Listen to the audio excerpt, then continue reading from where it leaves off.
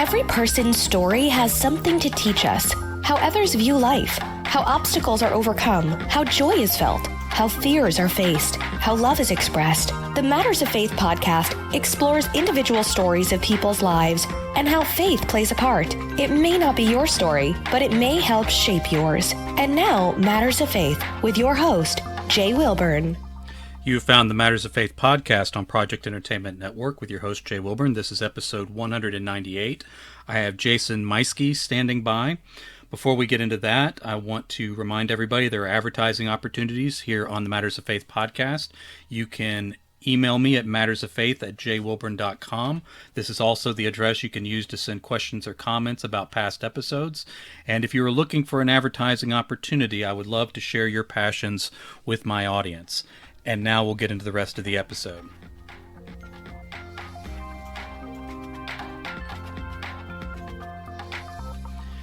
This is the Matters of Faith podcast on Project Entertainment Network. My guest today is Jason Meuschke. Welcome to the program, Jason. I appreciate you being on. To start out, and we usually start this way, did you ever have a connection to faith growing up? Is that a part of your life? Is it something you were introduced to when you were younger at all? It really is. It's over the years, it's becoming more and more a part of my life. I was actually born and raised Lutheran, and we would go to church regularly every Sunday, Sunday school, the whole thing. I remember lots of Sunday breakfasts, watching my grandfather working in the kitchen with the other World War II and Korean veterans, and that was a lot of fun. And you get older, and other things become more important. And but once I got older and met the woman of my dreams, my wife, and I got married, I actually was baptized Southern Baptist at her family church. And that was when I really took a big step forward, because it was, a lot of times they say there's a calling, and it's true. I mean, I really felt that calling. When I stepped into that church that first time, the pastor, a wonderful man named Brother Craig, when he started speaking, I mean, it drew me in. I felt the word through him. And yes, it wasn't long. It took a few months. We got married, and then there was the birth of our first daughter shortly afterwards. And that was just kind of the tipping point for me. I was like, I want to get baptized. I want to be, I want more of this. And so ever since then, it's been a big part of not just my life, but my family's. My wife she joined the military a couple of years after I had gotten out. And this was something that was, we weren't sure what we were going to do. We lived in a little Morton building shed behind her parents' house. And at this point, we had 3 kids now. And it was kind of looked like a studio. There was the family room, the kitchen, the dining room, all of it's right there together, the laundry room.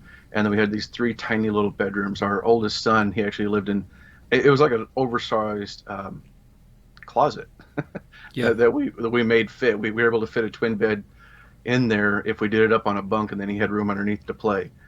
And but we're trying to think what happened was we realized one day we were imagining adding on to our shed and making it bigger. And that's when we were like, man, we got to figure something out. And my wife had this calling. She was in the shower, and she just suddenly had this feeling kind of came over her. She started to pray. And when she came out a little bit later, she was pale. She told me, she was like, I think I'm supposed to join the military. And was like, well, wow, you got 3 kids, and I don't know, has anybody ever done that? So we checked it out, and sure enough, she became the first woman ever to join the military with 3 kids. And I don't want to say ironically, through God's leading, she became a chaplain assistant. There was a position that opened up while she was in basic training, and she worked through lots of pain and suffering, of course, after having 3 kids and C-sections. And this job position opened up, and so she had a career as a chaplain assistant, going all over the world teaching suicide intervention and working with the chaplains, and pretty much becoming a badass too, because she was the chaplain's guardian while they were deployed. So she learned lots of things with the weapons that I never got to learn. So I was a little jealous. But flash forward, we got early retirement. God really took care of us, helped us get our first home. We settled in here in Warrensburg, Missouri, and it's just there's just too many things going on. Not that you have to look for them, you just have to be aware of them. I think to not realize that God's doing something special in your life, and that's something I've been very conscious of and very thankful for. Now that is a really unusual journey, because again, you had been in the military, you had retired, so that was essentially over for you at that point. You were post-military, and then you're suddenly the spouse of somebody in the military, and after you had a full family. What was sort of I guess some of the stressors and adjustments that went to going back into that life in a different role, and then having the 3 kids as well? It was actually kind of a relief, honestly. Prior to that, because of the 3 kids, because of having babies, our youngest at the time when she went in had just turned 1. And so I worked nights at Walmart back before they went 24 hours. So this is a long time ago.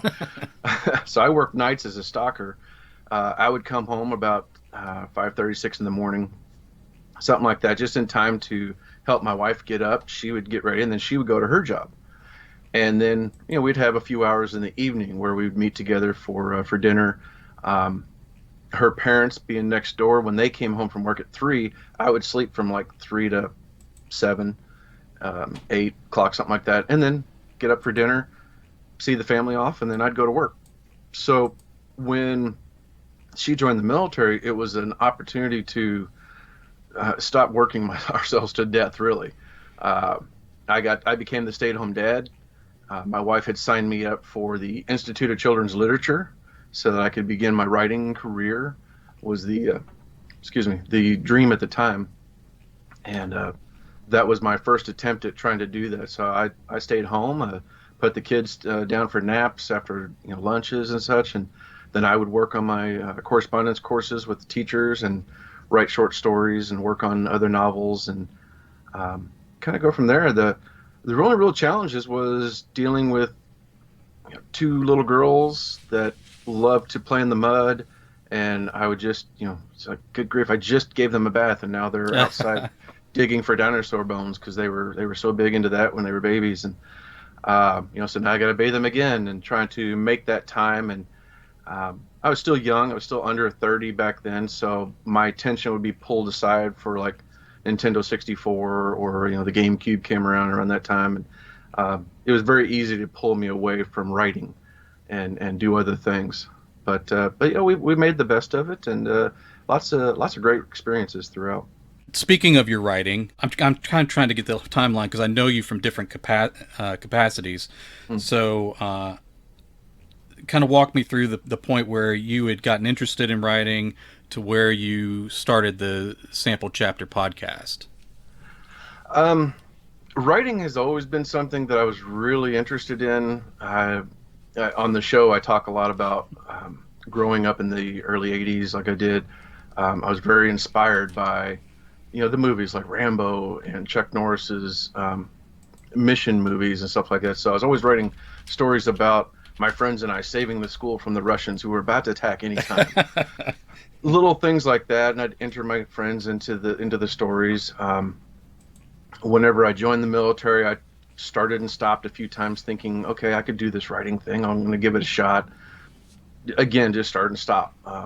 Wasn't until my wife really stepped in and believed in me, and she was the one who signed me up for the correspondence course. Like, it literally showed up on the doorstop on our door one day, and she's like, hey, here, I got this for you. It's a test, so that way you can know where you stand. And so you fill this thing out, you send it in. It was kind of like I don't know if you remember the old art institutes. It's send us a sample of your art and we'll see if you can fit the school.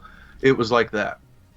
And so very nervously, I wrote out some things that they said, asked me to tell a story about myself, sent it in, and then got accepted. And I was like, oh my gosh, this is amazing. So throughout that was fun learning the techniques of writing, even though it was for a children's institute. And so I'm learning about writing for children, there was a lot of great lessons that I was able to take from that. And again, it was one of those things. I think it was maturity maybe played a part in why I never got anything finished at the time. I was always finding other things to do and never fully finishing a story. I tried to write. Well, I think my heart wasn't into the story that I was writing too. I was trying to force myself to write this young adult story about a Bigfoot and a boy who meets him. And I really liked the story, but I just wasn't into it. I wanted to write other things, and I wasn't sure how to begin that. So whenever, down the road, it got to the point where the kids are now in school, and I went ahead and got a job. And so writing went on the back burner, and every once in a while I'd tinker with it and play with it a little bit, write a little something whenever I'd have an inspiration. And again, it wasn't until like 10 years ago, we were in Japan, living there at that time, and a friend of mine had emailed me a story in the paper about an old haunted bridge, where we grew up. And we used to take, as high school students, we'd take the underclassmen there and scare the crap out of them, that kind of stuff. And well, they were getting ready to demolish the bridge and rebuild it, and they shared stories about it. And that inspired me to write about that. We're like, oh my gosh, that's something I know about. That's something I want. I could tell a story about that. And so I began from there, building the story and writing out I think I wrote like the first 6 chapters before we got early retirement and moved back to Missouri. And again, for the next couple of years, our first house, and the problems that come with owning your first house, those kinds of things got in the way. And 2015, I became a grandfather for the first time. And that's when it kind of occurred to me. I'd been thinking, well, one of these days I'm going to write once I get more time. Right. And once I became a grandfather, I'm kind of looking at my life. I'm like, oh my gosh, like I envisioned my life going differently, that I'd be a writer by now. And I thought, well, what am I doing? Like really? And what I realized was I was spending my mornings watching the DVR recordings from TV shows that you never have enough time to watch everything you want to watch, or I'm playing video games still, things like that. And so I just stopped cold turkey. I was like, I'm gonna open up my laptop, go back to work on this 9 Mile Bridge, and see what I can do. I began to listen to podcasts. I just learned about podcasts around that time, and discovered a show that's since gone away, but they were fantastic, and they actually inspired me to look for a local writing group, which I found. Again, another one of those miracle things. The day I hear this on a podcast, I open up the paper, and right there in the paper was an ad for the local Writers of Warrensburg writing group meeting tomorrow night. And I was like, wow, okay, I'm gonna do that. So I told my wife, and she's like, yeah, go. And so, from 2015 on, I worked on my story, and then finally in 2018, I hit that publish button, and my first book was born. That's excellent. A little side note here. One of the people following along with us right now is Travis Tavern Talk. He is pretty successful here on Twitch with some writing stuff. He's cheering on your story too about prioritizing as you go along. But one thing he does is enjoys cigars and pipes and things like that. So he had a question earlier on. What type of cigar are you enjoying right now? This is the Avo Uvasian Domain. Oh wow! I think you guys know what all that means. I'm not exactly in that world. Yeah, I don't know if you see that or not. Yeah. Now we're going to jump around a little bit here, but when you and I first talked about you being on, you'd mentioned that you have something coming up. So let's, I guess, jump to the end, and then we'll fill in the middle. So, Sure. what's the project you have that's publishing here soon? The next story that I've got is called A Novel Idea, and it was another one of those stories that I didn't plan it. It just kind of, the inspiration hit, and I started messing around with it, and all of a sudden I realized I've got something here that's going to hold my attention through. And I kept going with it, and then I finally finished it pretty quick. Instead of writing it for 7-8 years like 9 Mile Bridge did, I wrote this in a couple of months, and then it sat for like 6 months. But it's called A Novel Idea, and it's about a struggling author whose first book was a success, but it came at a cost. He became blacklisted by all of his writer friends in the author community locally, who believed that he stole the story from a dead friend within their writing group. So now it's a couple years later, and he's still struggling, still trying to get his second book out. He's way behind on his deadline, and another local author has gone missing, and the evidence left behind points to our hero, Wesley, having something to do with it, perhaps. And so now he's fighting to clear his name and meet his deadlines on time. And at the same time, the question remains, did he kill for a new story? That's a good. You're hooking me in with it. Travis had mentioned two things he's talking about. He said you have a good choice. That's a nice mild medium-bodied smoke, so he approves of that. And then he says your premise is interesting, has good tension in the blurb. It sounds captivating. So you got his seal of approval, and he knows a bit of about what he speaks there. Okay, real quick, can you tell me when that's dropping and when people can pre-order it? The pre-order just went live. It'll be 99 cents now through. It actually comes out New Year's Eve. I'm gonna trying something out with that. All right. So New Year's Eve is when it actually goes live. But the pre-order is up now. It'll be 99 cents through the release date. And since New Year's Eve is a Friday, I'll probably leave it 99 cents through that weekend. Okay. But yeah, it's available now. You have a fascinating connection to the writing world because you interview quite a few people, and the premise of the Sample Chapter podcast is you bring them on for an interview, and then they read a sample chapter from the work. And you've been doing that a while. You've interviewed a lot of people. You've experienced a lot of authors. In what ways has that sort of influenced your own approaches to writing, or maybe even changed course for you as you were planning your own publishing history? Oh, well, ironically, coming to the end of my first book, 9 Mile Bridge, is what inspired me to do the show in the first place. I was new to indie publishing.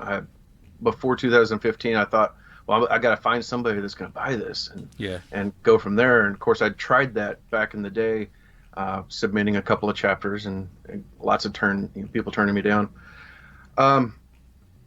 So I started thinking, like, okay, I'm just a couple of months away from 9 Mile Bridge coming out. Let me see, how am I going to get word out? How is somebody going to know about this old man out of Missouri and his haunted story? Who am I going to tell beyond my friends and family? Besides just shouting it out on social media. And I thought, well, maybe there's podcasts. I was really enjoying them. The shows that I was listening to, I just discovered the Project Entertainment Network around that time. Mm-hmm. And I thought, well, maybe there's a podcast, maybe somebody's interviewing authors and such. And there were several shows like that. But beyond an interview and how to get on there, I wasn't sure how to do that.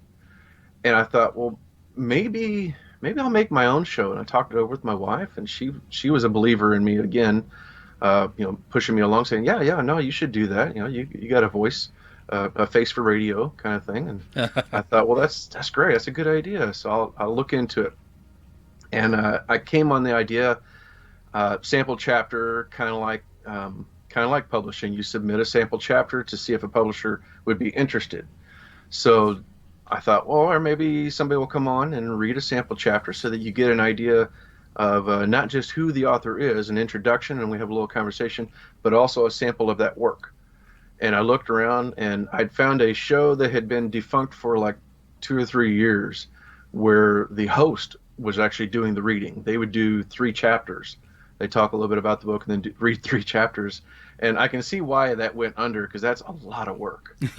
I think he did like six or 7 episodes, and then that was it. And that also convinced me, like, yeah, I'm not going to ask somebody to read 3 chapters on a show, because then it'll be really long. Yeah.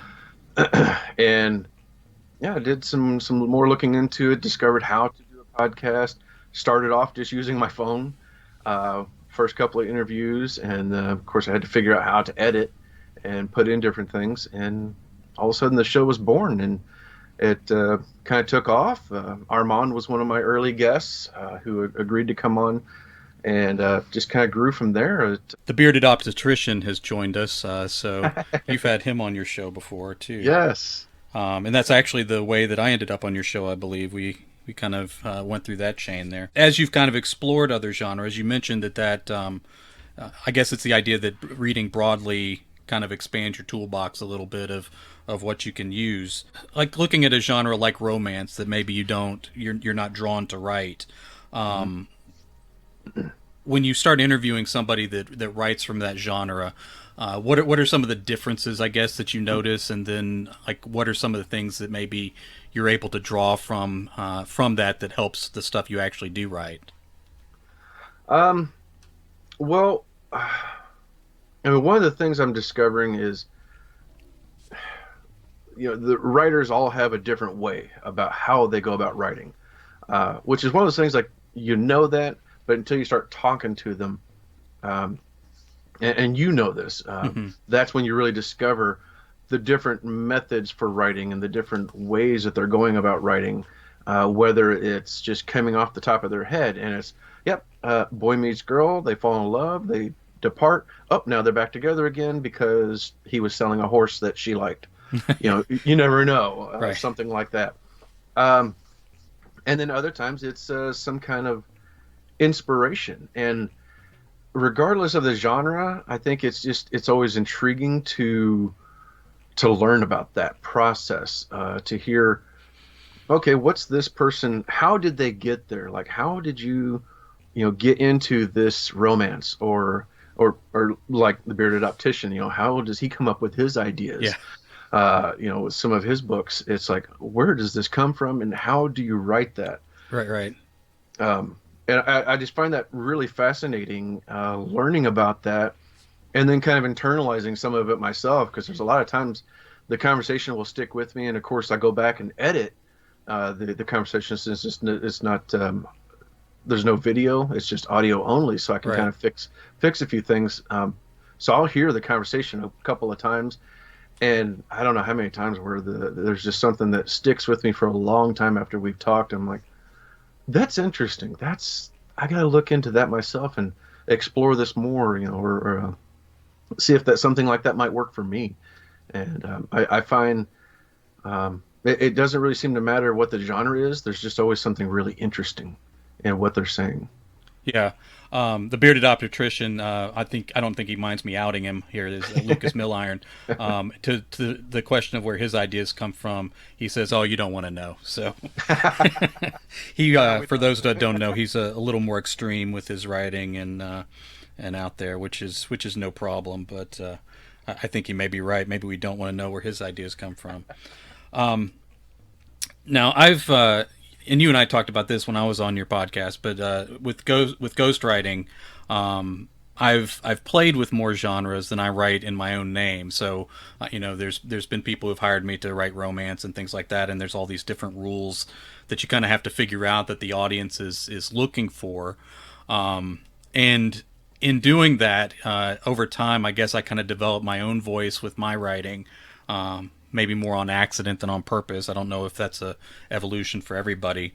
But at the same time, when I was writing other things, I was trying to capture other people's voices, like try to imitate them, so that I guess, to put it bluntly, people didn't know I was writing their books for them or whatever. Now, as you've gone through your process, do you feel like you've found your voice, or is that something that you're still figuring out, or is that not even a way that you think about storytelling for yourself? No, it is a way. It is something that I think about. I think I've found my voice. I tend to have a little bit of playfulness to what I'm writing, even when it's something serious. There's a little undertone sometimes of something comical, or just a little bit playfulness underneath it. Whether they're looking for the obvious joke or trying to avoid the obvious joke, those kinds of things. So See, I think I've discovered it, and I'm just learning how to expand that a little bit better so that I'm not using the same words all the time. Yeah, learning how to say something beyond looked, Yeah. things like that. And I think your voice will still stay true as we learn, um,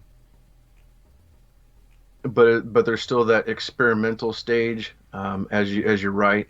And I don't know. I'm not. I don't really. I know there are some people who worry about when they read a lot of things or they're reading something even like within their own genre that they like to write. Yeah. They're worried that they'll take on some of that voice. I don't know. I'm not sure. I don't experience it myself, I guess would be Right. the way to say it. So, I kind of like the way you described that. Again, I feel like I sort of came to my voice sort of by accident. I imagine that I was trying to imitate Stephen King most of the time when I first started, and then had to slowly figure out um, that's not who I really am as much as I enjoy reading him. Um, we had a question come up here on chat, and I'll throw that in next. But looking back at when you're writing about Bigfoot meeting a boy, and you're writing 9 Mile Bridge, and now up to a novel idea, do you feel like the voice you use with writing was always there, or do you see a significant difference from who you were writing that to what you're releasing now? um, I think the voice was there. Yeah. It was just the process of identifying it, which 9 Mile Bridge took me so long to do. I wasn't really sure. So that's where, and I've started and stopped several other projects after 9 Mile Bridge that I'm saving, some I'm not. Uh, but Novel Idea was the one that really, I don't know, really kind of kept me in my chair and kept me going. Um, I began it for a NaNoWriMo Hmm. 2 years ago, and I was doing really well, and then I came down sick, and it was I had walking pneumonia that kind of stuck with me from the end of November to like February. Oh goodness. Um, and I, for whatever reason, I just could not get myself the energy to write during that time. But whenever I picked it back up again, I was right back in that mode, and I kept going with it. I kept going and finished it in late April. Was whenever I finished it, and I'd never written anything that fast before, and it was just a matter of. I think I think what it is like NaNoWriMo has been a big help. Okay. It it's and maybe I didn't think about that before, but NaNoWriMo, I discovered how to just kind of put the critical side of my brain aside, Okay. stop trying to write that perfect sentence, and just get the story down. And in doing so, and especially with Novel Idea, I discovered that, hey, I do have a voice. And I can see where it's similar to 9 Mile Bridge, but it's more profound now. It's got more of me in it, I think. Whereas 9 Mile Bridge, I had to go back and edit and edit and edit until I think my voice was there. I think Yeah. I was coming across. But Novel Idea, it is much more natural feeling, getting it down and writing it fast like that. I think really helped out. Which thank you, NaNoWriMo. Yeah. Now this kind of relates to the question then that came up is do you tend to feel like your voice comes through in the first draft, or is that something you have to capture in the edits? Uh, it varies.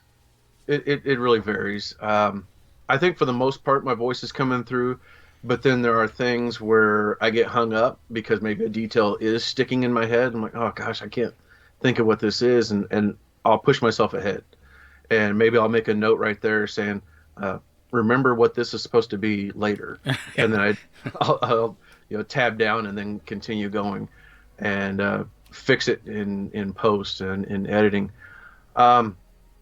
So for the most part, I think the voice is there. it's been a lot of fun going back to Novel Idea and seeing that voice and then touching it up a little bit. Some things need a little bit of punching up. Some things need a little toning down. That kind of thing. So it's, I think it's just a combination. Yeah. Looking at your style and how you've gone about producing your stories, like a lot of people that I have on that happen to be authors, there's sort of this desperation to kind of get the next thing out. So we finish it, get it out, get the next thing out. And so you end up with this basically quickly growing catalog of work, some quicker than others.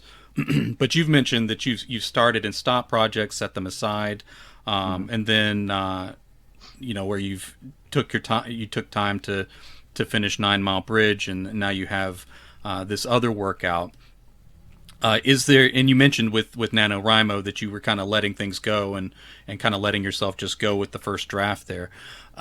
Has there been sort of I don't know what the right word is, like a caution in trying to get the story right, where you're willing to set a story aside and say, well, this isn't going to get published yet, and keep working. So the fact that you publish at the rate that you do so far in your life, has it been like a conscious caution that you're following, or the idea of I want this story to be perfect before I just throw something out there? Well, that's a journey in itself. Yeah.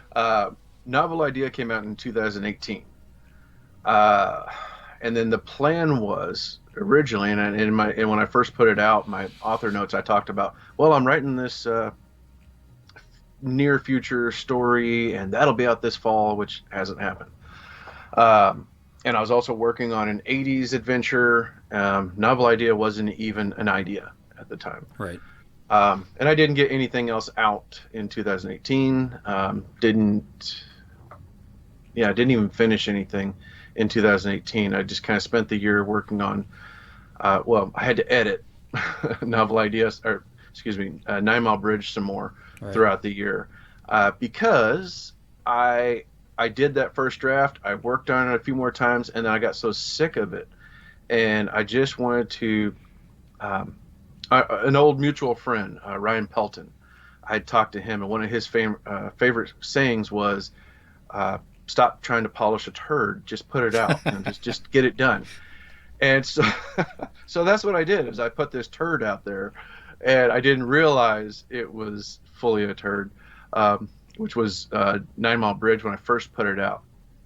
And I hit that publish button, and I was really excited.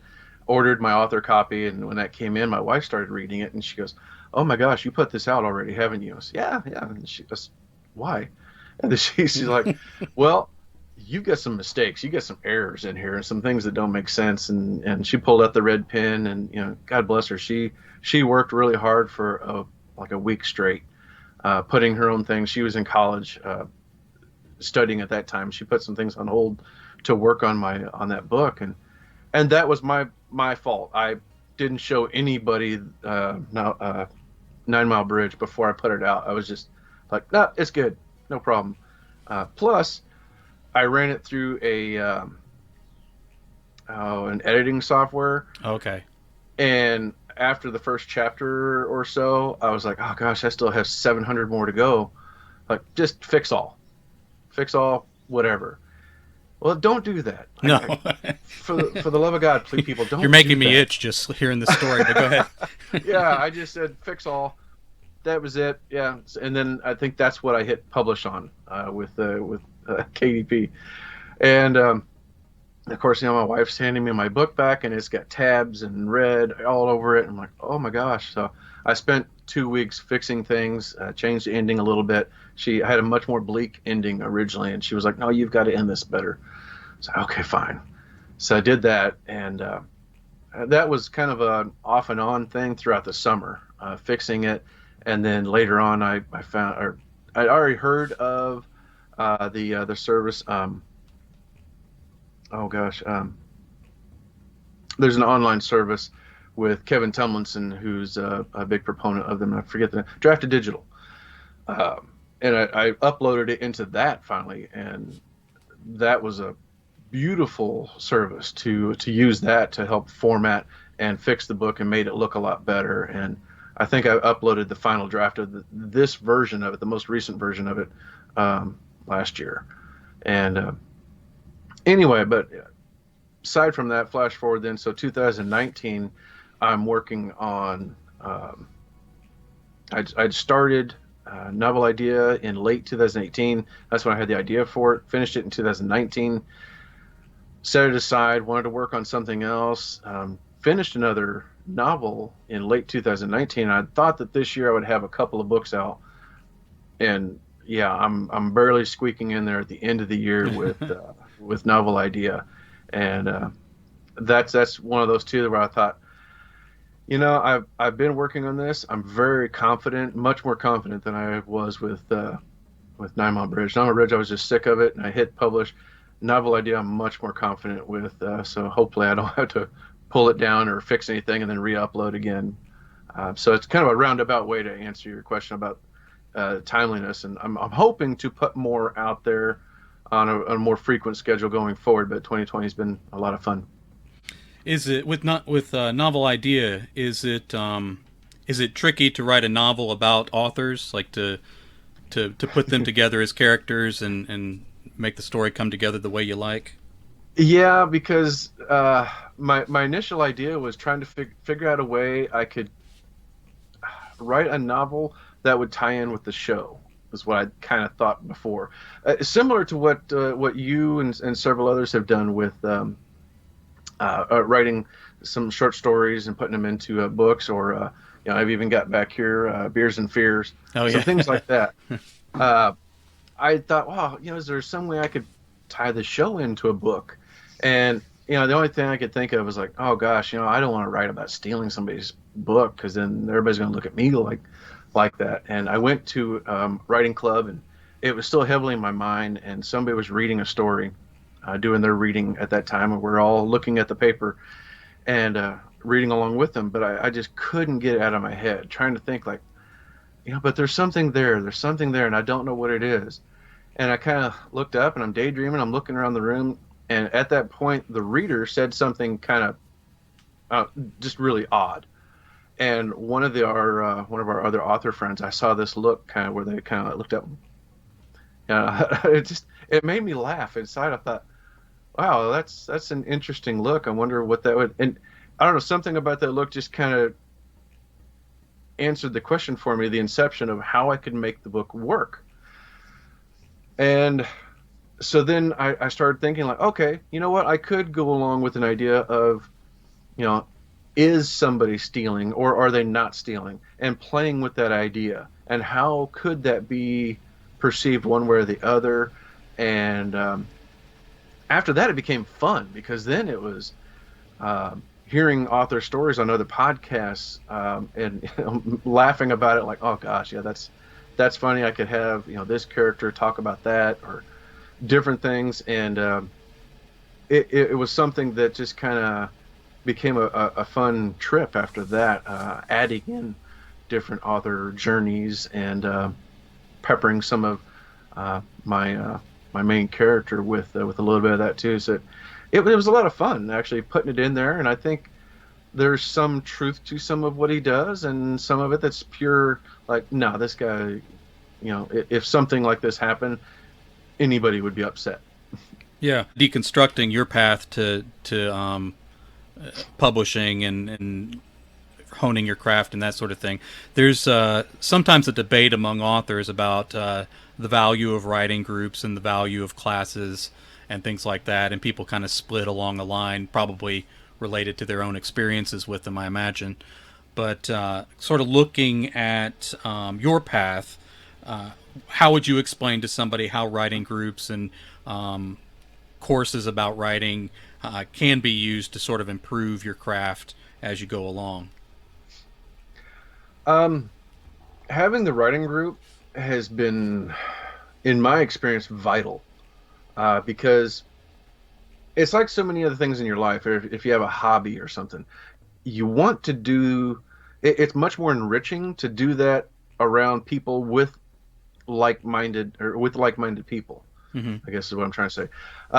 So whether like my other hobby is being a fisherman, a bass fishing guy, and I would go to tournaments, and so being around other fishermen and telling our stories, and I did a tournament. My wife comes with me, and I placed third in the tournament. And my wife's, everybody's asking me like, "Hey, what'd you use?" Well, it was a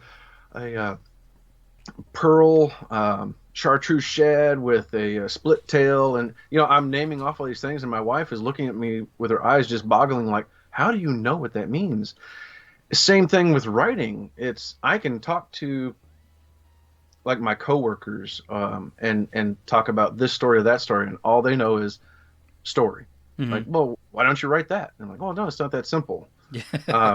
Whereas if I go to writing group, I'm talking with the people in my crowd. I'm talking with people who know exactly, and a lot of times they'll even answer that question before you can finish it. And there's like, oh yeah, I know exactly what you mean. I know exactly what you're talking about. Yeah, what helped me is when I did this and this and this.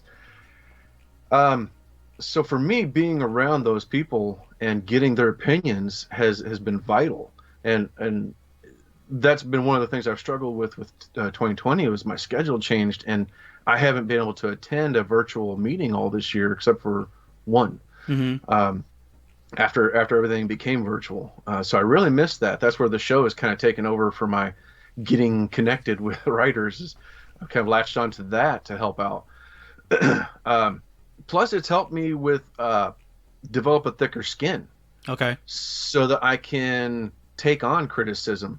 And, I won critiques we would hold our own writing events, public events, where we'd get together and have little classes and different things, and learning more about the craft. And we'd have professional writers come in and help teach some of that. And one of the things I did was I won at a raffle a critique from one of these professional authors, and she was rough, man. I mean, she was rough. My wife was rougher on me because my wife knows me, and she was just like, no. But I never took any of it personally. I took it as, oh, she is totally right. Yeah, no, that needs to be fixed. And I came to understanding, if this person is seeing what I'm writing this way, well, how many other people are going to see it that way? Yeah. And and I also, along with it, I learned how to take advice and kind of diagnose it myself Right. eventually, because you can't take everybody's advice and start changing it. You're going to be changing it all the time. Right. It helped me learn how to diagnose what's going to work and what's not going to work for my story, what's going to fit this story better. Do I like this advice? Do I want to make the character make a right turn, or would I rather them go left? That kind of stuff. And that's where I've been. My experience with it is, I think it's a vital part of the writer's journey, and it's helped me immensely.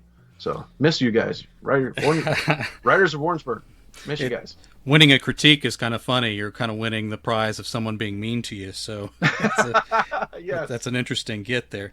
Kind of on the subject that you addressed there, with the writing group, and then with all the authors that you've spoken to on your podcast this year, how has the pandemic affected the writing community broadly, do you think, and sort of the stories that you're getting, and how people are having to adjust to that? It's been a little varied. Yeah. I think, since I can't go to writing club that often, and I don't get to follow up with them too much. All I have is the show really right now. And then listening to the other writing podcasts I listen to kind of judge that and see where the barometer is swinging one way or the other. But it seems like, on the upside of 2020, the good thing has been lots of people have been writing a lot more. I know prior to 2020, I would get a couple of emails, one or two emails a month from authors saying, they'd like to come on the show, and that's great. And I don't have to do as much outreach myself. Right. Whereas this year, and part of it I know is because the show's growing some, but this year it went from a couple of emails to now I've got almost a dozen emails a month of people reaching out and wanting to come on the show. And I'm looking at it, and so maybe half of them are brand new authors, which tells me that there's a lot of writing going on this year in 2020. A lot of people are using the downtime to instead of just staring at the wall and trying not to go crazy. Yeah. They're expanding that energy into their writing and coming up with new books, and that's been a lot of fun.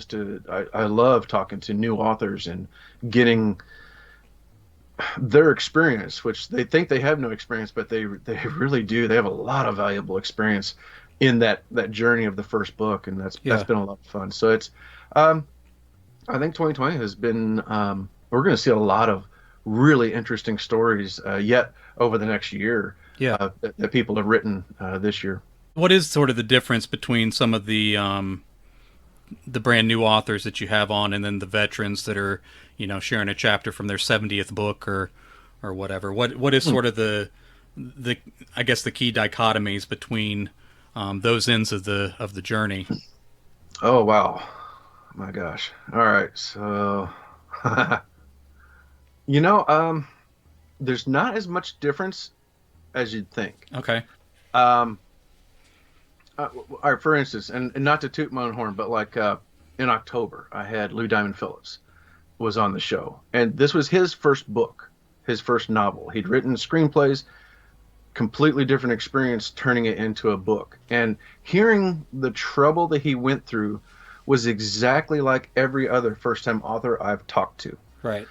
And which, a lot of people are, and myself included, would that kind of surprised me. I was like, wait a minute, but you're Lou Diamond, you're an actor, you've got awards, you're big time. No, he had to go through the same trouble and figuring out the voices and not head hopping, right, learning those kinds of things. Whereas somebody who does have a lot of books, that person, they have that down, and so talking with them, there's a little more.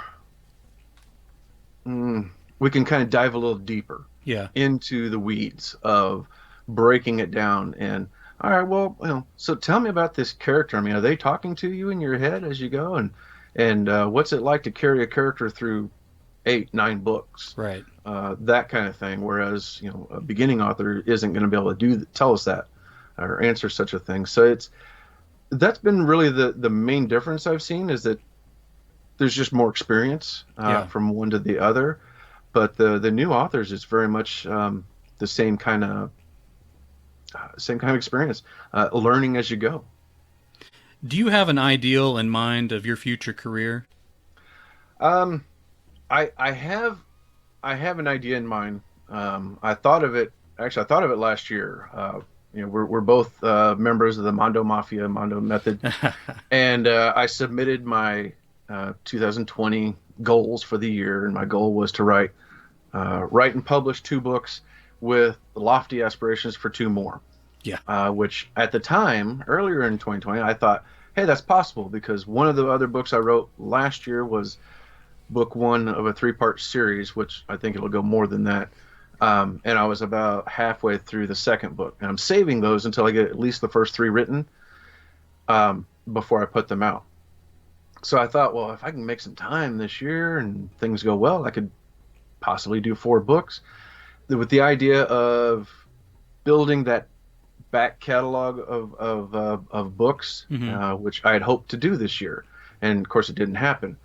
Also working on the show and building a bigger audience, reaching out to more sponsors, reaching out to more other ways to do it.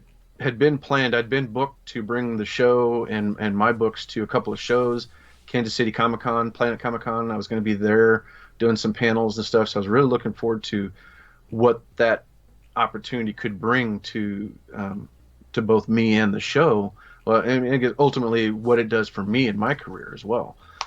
And of course, all that got shut down. Right. And so now I'm looking ahead, and the idea all along was, by the time I turn 50, which is still a year away yet now, I would like to be able to be working a day job less, at least less. I originally had thought maybe by the time I'm 50, or sometime when I'm 50, I'll be working for myself would be ideal. But I got bills to pay. Yeah.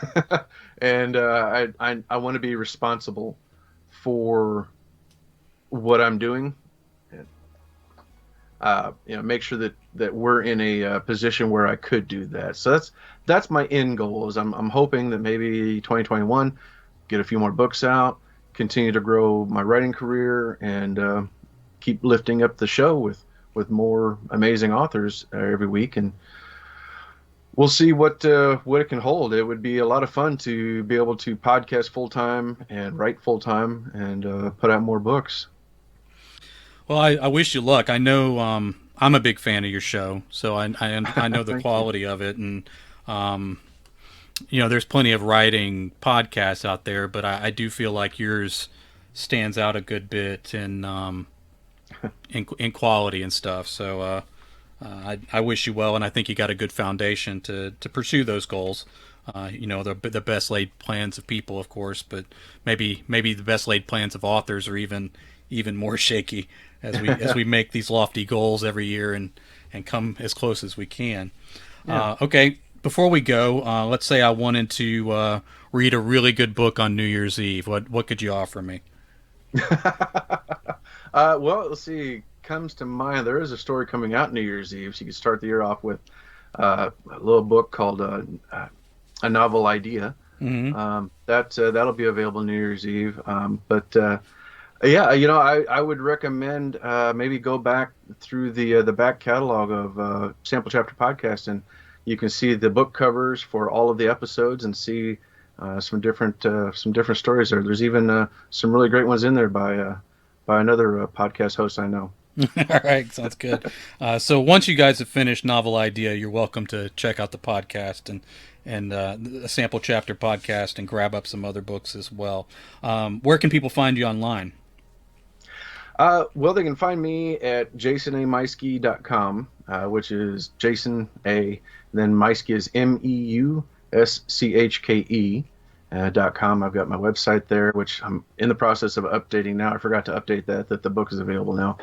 I've got the social media. I have an author page on Facebook and Twitter.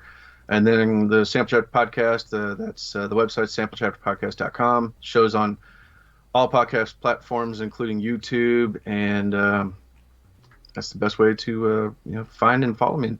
I don't have a newsletter, but the show kind of serves as that. I do a little minor update each week on what I'm up to. That sounds great. And speaking as a fan of the show, if you're only going to add one more podcast, do make it the Sample Chapter Podcast. I think it's well worth your time, and the back episodes are obviously great too. So feel free to jump into that. Want to thank everybody for listening in, and we look forward to talking to everybody again next week.